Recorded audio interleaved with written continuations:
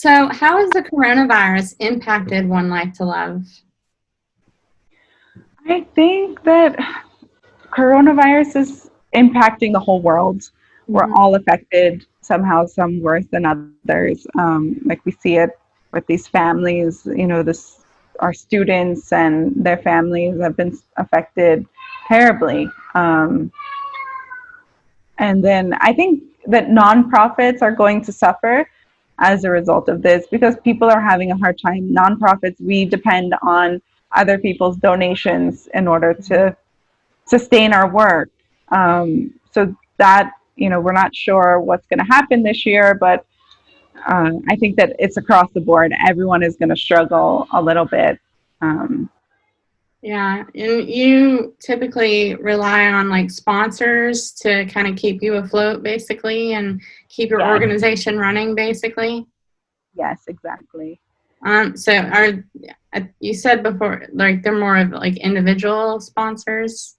Yeah, so we are like an organization that has started, um, we've been sustained by individuals, like people who give. We don't have corporate sponsors. We don't have, big grants that we get or awards or anything like that. It started out just my home church in New Jersey. The people from my home church just got behind it and started donating regularly, monthly. They would like sign up to become a monthly sponsor, send us some money whenever they get extra, in Mm. their paychecks and all. So we are an organization that is sustained by individual donations. Do you have some type of awareness campaigns that you do, either for your orphanage or for COVID-19 to kind of help in either sectors, I guess? Yes. So this organization actually started by me going out into the slums and doing awareness campaigns. I started out sharing about children with special needs. Who are children with special needs? What are special needs?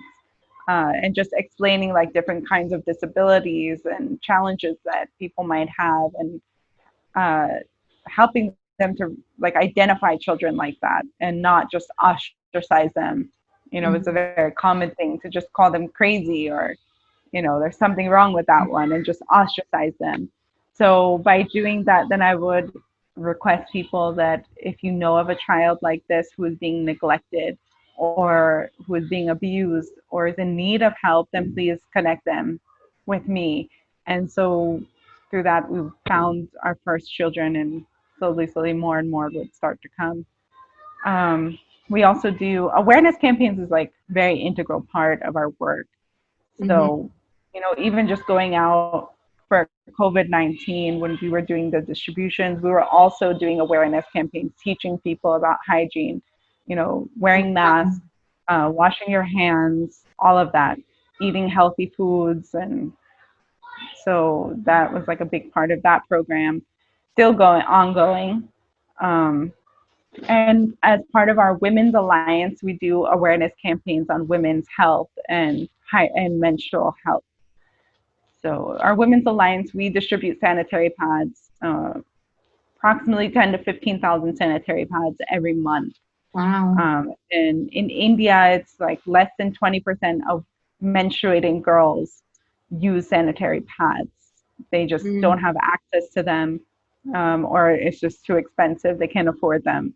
So we're providing them free of cost to women living in the slums and who are migrant laborers. What is your vision that you have for One Life to Love in the future?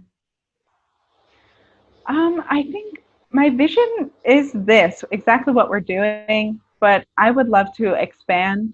I would love to have our own place. Right now, we just do everything out of one little house that we have on rent here. Um, so it's obviously not the ideal place. It's not handicap friendly. We have a lot of water shortage issues. We lose electricity like once every couple of days, as you know, yesterday. We tried to have a meeting, but we had no light. Um, so we have a lot of issues with that house. We're grateful for it. Um, but again, it's not ours. We just pay rent for it every month. So my vision, my dream would be to have our own campus where we could have our boys. Right now, we have our boys' orphanage. I want to open a girls' orphanage. It's like the need of the hour is to open a girls' orphanage, like a home for girls with special needs. Yeah. And then just a place where we can also have, you know, feeding programs, like huge feeding programs, a space for our children to run and, you know, grow, play. So that's my vision. Yeah. You also said that you wanted to also have like an animal shelter, of course, as Yes. well. Yes. So I already have 3 rescue dogs. Um, you know, street dogs in India, they're everywhere. And I Mm. rescued one and she ended up having puppies. So I Oh, have her wow. 2 babies with us too. And they ended up being like, they're like therapy dogs to our kids, you know? So I would love to expand that kind of project also and have an animal shelter on the campus where we can rescue, you know, other animals in need, dogs, cows, and pigs, anything, any animal that's in need. I know that you said Architects Without Frontiers is in the process of assisting you with this vision. Can you tell me a little bit about how they're doing that for you? Sure. So, Architects Without Frontiers is an incredible organization. They are a nonprofit organization similar to Doctors Without Borders. They network with, you know, architectural companies and individuals who are designers, and they take on projects. So they're doing all of the design work for this dream campus, this dream that I have of a campus. And they're just incredible. We meet with them via Zoom once every couple of weeks to just continue talking it out and planning it out and seeing what we could actually do. So right now they're still in the design process, and once that's all finished, they'll cost everything for us, let us know exactly how much we need to raise in order to build these buildings. So they're just an incredible organization, and it's NBRS Architectural Firm are the is where the designers are from that are working on this project for us.